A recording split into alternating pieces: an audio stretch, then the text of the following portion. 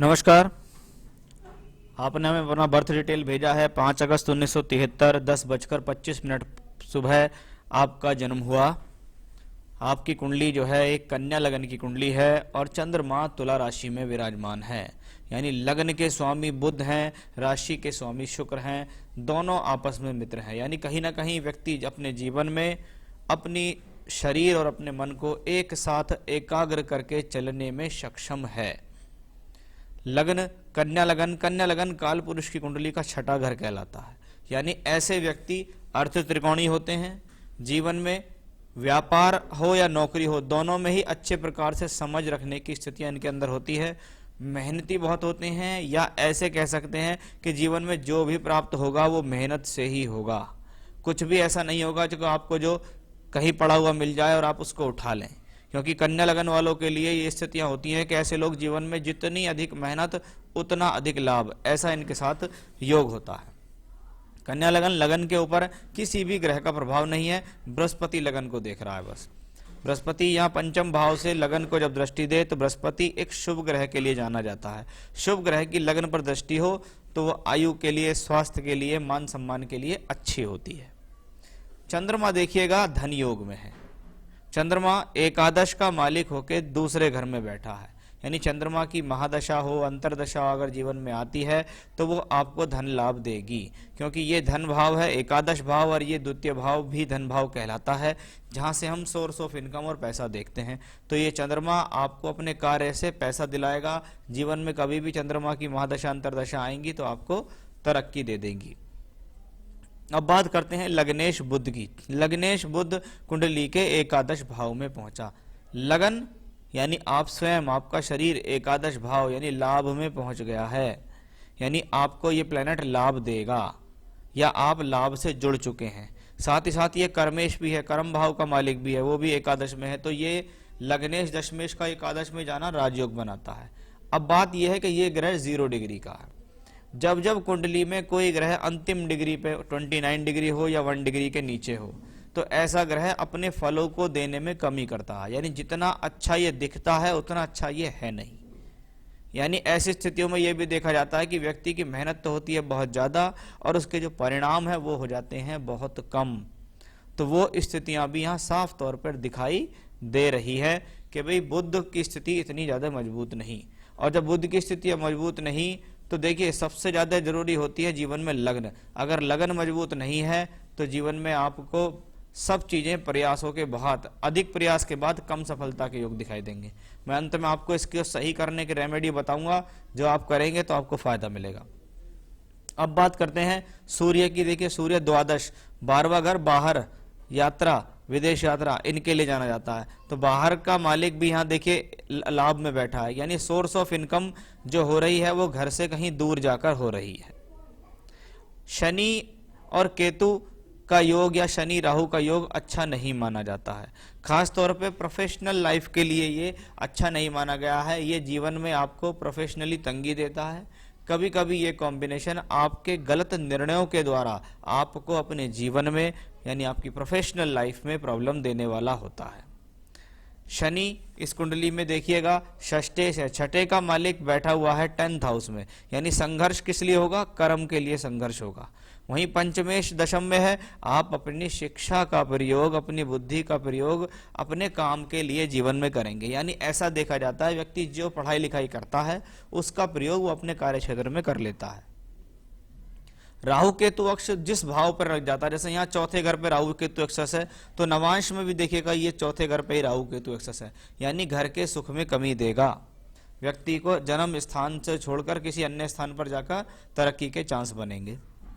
अब बात करते हैं शुक्र की कि आपका धन का और भाग्य का मालिक 12वें घर में है। भाग्य चमकाने के लिए बाहर जाओ, भाग्य चमकाने के लिए दूर स्थान पर भ्रमण करो, यात्राएं करो, दूर स्थान पर जाकर काम करो। जैसा कि आपने बताया कि आप आउट ऑफ इंडिया हैं तो वो यहाँ आपके भाग्येश ने दर्शाया है, आपके लाभेश में सूर्य ने दर्शाया है। वो सारे कॉम्बिनेशन दिखते हैं। और राहु केतु एक्सेस पे भी चौथा घर आया है, यानी घर से दूर ले जाने का योग। तो कुल मिला के हॉरोस्कोप में काफी सारे इंडिकेशन अब तक नजर आए हैं। शुक्र ठीक है, बस इतना ही कहता है कि मैं घर से दूर ले जाकर ही आपको तरक्की दूंगा। बाकी शुक्र की दशा अंतर्दशा जीवन में कभी भी आएगी, आपको अवश्य अच्छी खासी तरक्की देगी। बात करेंगे बृहस्पति की। बृहस्पति नीच का ग्रह, वक्री भी है, यानी चेष्टा बली में कोई कमी नहीं, दिमाग में, बुद्धि में, विवेक में, समझदारी में कोई कमी नहीं। लेकिन जब ग्रह नीच का हो जाता है तो उसके बलों में कमी हो जाती है। वहीं ये चतुर्थेश और सप्तमेश है, स्वयं के बल पर मकान बनाने में व्यक्ति को काफ़ी एफर्ट्स करने पड़ते हैं। शुरुआती वैवाहिक जीवन ज़्यादा अच्छा तौर पे यहाँ दिखाई नहीं दे रहा है। आप देखिएगा बृहस्पति यहाँ नीच के हैं, साथ ही साथ मंगल अष्टम भाव में मंगल दोष बना रहे हैं। साथ ही साथ बृहस्पति और मंगल नवांश में देखिएगा कि सप्तम का मालिक और मंगल ये फिर से यहाँ द्वादश भाव में पहुंचे। इसका मतलब मैरिड लाइफ वाइज चार्ट ये ज़्यादा बेहतर मैं इसको नहीं कहूँगा, ठीक है, ज़्यादा बढ़िया चार्ट मैरिड लाइफ के हिसाब से मुझे दिखता नहीं है। कभी कभी ऐसी स्थितियों में दिखता है कि या तो हस्बैंड वाइफ बहुत दूर दूर रहते हैं, या ये कह लीजिए कि घर से बहुत दूर जाकर कोई काम करने के कारण दूरी बनी रहेगी, या शुरुआती वैवाहिक जीवन में प्रॉब्लम है, बाद में ठीक हो जाएगा। चलिए, वो स्थितियां यहाँ दिखाई देती हैं। तो ये तो थी एक प्लेनेटरी पोजीशंस की बात, नवांश में भी ग्रहों की स्थितियां ठीक हैं।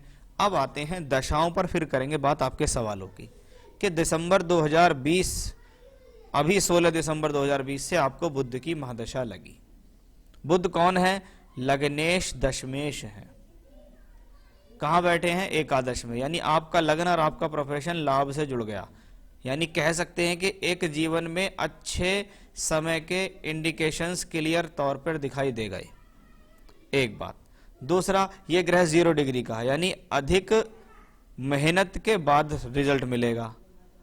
दूसरी बात, सूर्य इसके साथ है, घर से दूर रह के रिजल्ट मिलेगा। नवांश में भी देखिएगा तो बुध 2 धन भाव का मालिक है, और 3rd हाउस में, यानी फिर घर से कहीं दूरी, क्योंकि चंद्रमा भी इसको देख रहा है। और दशमांश में क्लियर कट बुध छठे में ही है। और आपने मुझसे पूछा कि नौकरी में बहुत टेंशन है, अपना खुद का कोई काम शुरू करना चाहता हूं, उसकी क्या संभावना है, और अभी कितने साल बाहर रहने का योग है। मेरे हिसाब से आप बाहर ही रहें, क्योंकि आपके सभी ग्रह घर से दूर ले जाकर आपको तरक्की दे रहे हैं। आपने पिछली दशा शनि की काटी है, शनि केतु के साथ दशम भाव में है, इसलिए आपको उसने प्रोफेशनली परेशान किया। लेकिन आगे समय में जो आपको बुध की दशा आ रही है, निश्चिततः आपको नौकरी के क्षेत्र में प्रगति देने के लिए ये ग्रह तैयार है। बिजनेस करने की सलाह मैं आपको यहाँ नहीं दूंगा। आप अपनी नौकरी में आने वाले समय में अवश्य अच्छी खासी तरक्की प्राप्त करने वाले हैं। दिसंबर 20 से मई 23 बुध में बुध चलेगी। इस दशा में फायदा भी होगा, प्रमोशन भी होगा, सैलरी भी बढ़ेगी, तरक्की भी मिलेगी। तो वो स्थितियां यहाँ साफ तौर पर दिख रही हैं। दशमांश में बुध जब छठे घर में हो और द्वादश को देखे तो कहीं ना कहीं परिवर्तन भी होता दिखाई दे रहा है आगे। यानी आप अपनी नौकरी में अगर अन्य नौकरी के लिए कोई ट्राई करेंगे तो आपको इससे बेहतर नौकरी मिल जाएगी और आप अपने जीवन में तरक्की करेंगे। तो आपने पूछा अभी आप इंडिया से बाहर हैं, कितने साल बाहर रहने का योग है, तो अभी तो मैं बहुत आगे तक भी देख रहा हूं, तो मुझे यही दिखता है कि इंडिया आने से कोई फायदा नहीं है, बाहर रहकर ही काम करो तो आपके लिए फायदेमंद रहेगा। मेरी जॉब में 3 साल से कोई चेंज नहीं है। प्रमोशन एंड सैलरी इंक्रीमेंट की क्या संभावना है वो मैंने आपको बता दिया। जितने भी निराशा और हताशा के कॉम्बिनेशंस थे वो सब जा चुके हैं। अब तो आप ये देखिएगा कि आपको तरक्की के चांस है, और वो तरक्की कैसे होगी, वो प्लेनेट कैसे मजबूत होगा, उसके लिए जो मैं रेमेडी बताऊंगा वो आपको करनी होंगी। फिर आप देखिएगा आपको कितनी तरक्की मिलेगी। साथ ही साथ नौकरी में बहुत टेंशन है। इससे पहले दशा शनि की है, और आप देखिएगा इससे पहले शनि में बृहस्पति थी, शनि केतु के साथ बृहस्पति नीच। तो आप ये समझिएगा जून 18 से दिसंबर 20 अगर आपने बिना किसी नौकरी के नुकसान के, जॉब लॉस के या आर्थिक नुकसान ना हुआ हो ज़्यादा, इतने समय में इतना समय काट दिया आपने, तो बहुत अच्छी बात है। क्योंकि शनि में बृहस्पति ऐसा दिखता है कि कई बार ऐसा लगेगा व्यक्ति को कि अब नौकरी गई, अब खतरे की घंटी तुम्हारे ऊपर बज रही है और आपकी नौकरी चली जाएगी या आपको नुकसान हो जाएगा। क्योंकि वो समय तो आपका टिपिकल आपने काटा है, लेकिन अब कोई संभावना ऐसी नहीं है। अब देखिएगा, अब जैसे जैसे समय आगे चलेगा बढ़िया रहेगा। दूसरी नौकरी के लिए ट्राई कीजिएगा, नौकरी आपको मिल की संभावना है। तरक्की और प्रमोशन आने वाले समय में मिलेंगे, क्योंकि आगे की दशाएं अच्छी हैं। अब सबसे पहले तो ठीक करना है आपके प्लेनेट को 0 डिग्री के बुध को। देखिए, बुद्ध के लिए शास्त्र में कहा गया है कि भगवान विष्णु की पूजा करनी चाहिए या भगवान विष्णु के कोई स्वरूप उनकी पूजा करनी चाहिए। जैसे आप भगवान राम में श्रद्धा रखते हैं तो उनकी पूजा कर सकते हैं, आप भगवान श्री कृष्ण की श्रद्धा रखते हैं उनकी पूजा कर सकते हैं। तो किसी एक स्वरूप की पूजा जिसको आप मानते हो श्रद्धा से, उनकी पूजा लगातार शुरू करें। ओम नमो भगवते वासुदेवाय, इस मंत्र की 3 माला का जाप आपको करना है रोजाना। आप रुद्राक्ष या तुलसी की माला से ओम नमो भगवते वासुदेवाय मंत्र की 3 माला का जाप अवश्य करें रोजाना। साथ ही साथ एक बहुत अच्छा सा पन्ना और एक बहुत अच्छा सा फायर ओपल, ये दोनों स्टोन आपको पहनने होंगे। आप चाहिए तो मुझसे प्राप्त कर सकते हैं, मैं आपके एड्रेस तक आपको प्रोवाइड करा सकता हूं। दोनों ही स्टोन चांदी में पहने जाएंगे, दोनों स्टोन आपको यहाँ पहनने हैं, एक अच्छा सा पन्ना और एक अच्छा सा डबल फायर ऑस्ट्रेलियन ओपल। तो ये 2 स्टोन पहनने हैं और 3 माला का जाप करना है और किसी भी विष्णु स्वरूप की लगातार पूजा करनी है, जिससे आपको अपने जीवन में लाभ मिलेगा। समय जो खराब था वो निकल चुका है, अब आगे धीरे धीरे करके आप जीवन में अच्छी खासी तरक्की करेंगे। परेशान होने की कोई जरूरत नहीं है, थोड़ा सा समय धैर्य रख के निकालिएगा आप। तो ये था आपकी हॉरोस्कोप का एनालिसिस। आगे जीवन में दशा अच्छी तो काम अच्छा तो जीवन में पैसा अच्छा और तरक्की अच्छी, वो सब मुझे यहाँ साफ तौर पे दिखाई दे रही है। नमस्कार।